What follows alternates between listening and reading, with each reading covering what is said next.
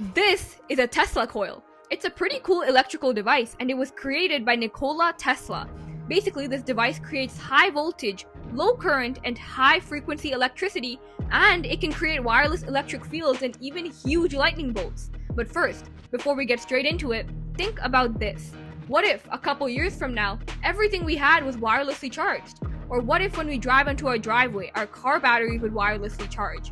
Or even, what if when we drive outside on a long road trip, when we drive, our batteries would wirelessly charge?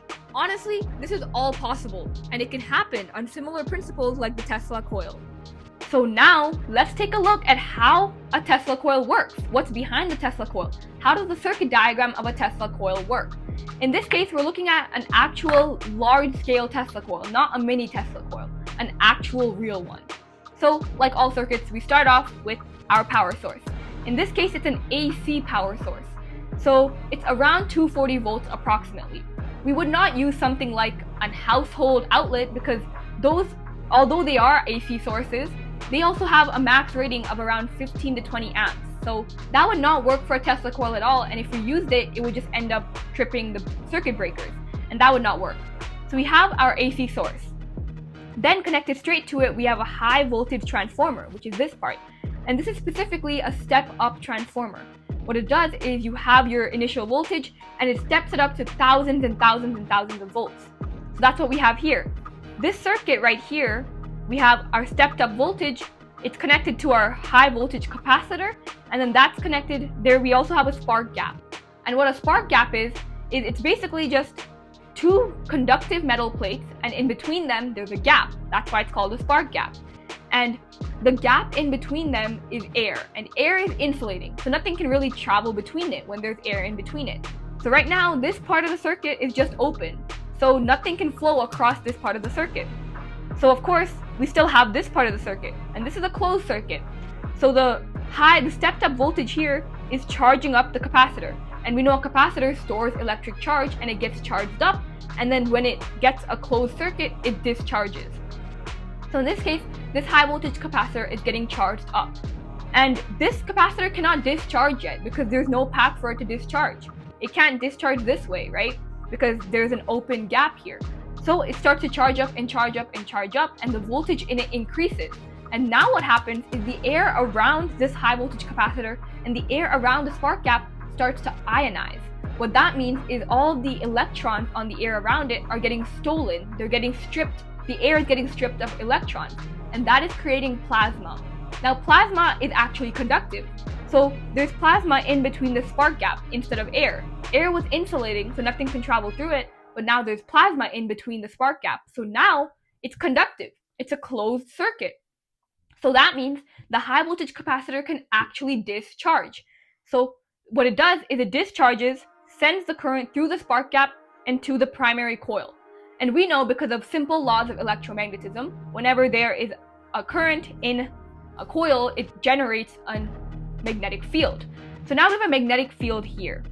But this is just a capacitor discharging. It's not an infinite power source. So once the capacitor stops discharging and it doesn't have anything left to discharge, this primary coil drops its magnetic field, right? Because there's nothing else powering it anymore. And once it drops it, that magnetism converts back into electricity, and it flows back, goes to the high voltage capacitor, charges it up again. Once it charges, it discharges again, goes to the primary coil, creates a magnetic field.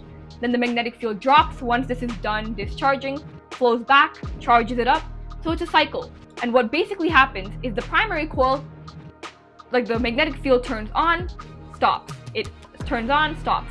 So the magnetic field is fluctuating, and it's turning on and off at a certain frequency. Now this is a very important part, and it comes down to a phenomenon known as resonance, but we'll get into that very soon. So the primary coil is turning its magnetic field on and off at a certain frequency. And inside of this magnetic field, we have a secondary coil. So we know this is the primary coil right here, and this is the secondary coil. So the secondary coil is in the vicinity of the primary coil's magnetic field.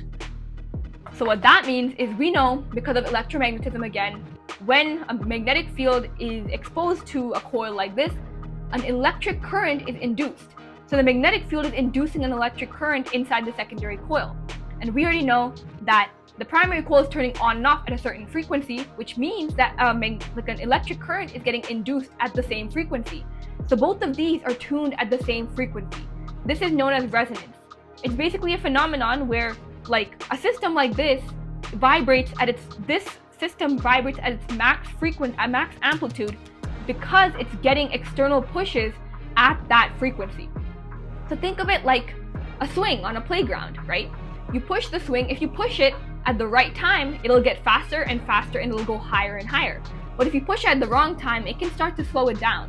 So in this case, all of the pushes, all of the pulses of this magnetic field turning on and on are creating electric current pulses here. And the pulses are building up and building up until you're getting higher and higher voltage moving up the coil. And the higher voltage goes to the torus. And slowly, as this starts to continue and continue and continue, and the voltage builds up in the torus is like a capacitor. It's storing voltage. But at some point, just like this capacitor, it has to discharge. So what happens? Well, it discharges in the form of lightning. So lightning jumps out of the torus and it strikes, it's trying to go to ground, right? So it jumps out. And so in an actual Tesla coil, you will see lightning jump out, just big purple lightning. And yeah, that's what happens. It's a huge discharge of so much voltage and so much electricity. So that's what happens. There is a huge amount of electricity moving through this and a lot of different systems like resonance playing out, which allows it at the end to release all of the built up voltage in the form of lightning, purple lightning. And yeah, it discharges. So that's how this circuit part works. But as we saw earlier, how is this Tesla coil actually able to turn on this light? Well, in this case, we're using some AC lights. And this doesn't actually work with all types of lights. It only works on lights that require excited gases inside of them to actually glow.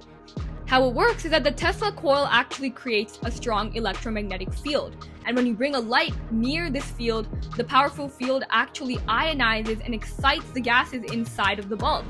And finally, the excited gases actually allow light to be created. A wireless phone charger can actually charge your phone wirelessly. But how? Well, it works on pretty similar principles like a Tesla coil. They both have principles of electromagnetic induction. In your wireless charger, there is actually a coil, and in most modern day phones today, there's also a coil. So when you plug in your wireless phone charger into the wall, there's current being supplied to the coil in your wireless phone charger. And what that does is, based on very basic principles of electromagnetism, that is actually inducing a magnetic field in the coil. So what that does is when you put down your phone on the wireless charger, the magnetic field of the coil in the wireless charger is actually interacting with the coil in your phone. And based on another simple principle of electromagnetism, that's actually inducing a current in the coil of your phone. So that's how your phone gets charged. I hope you enjoyed the video and thank you for listening. Feel free to drop any comments down below and please subscribe and hit the thumbs up button. See you next time.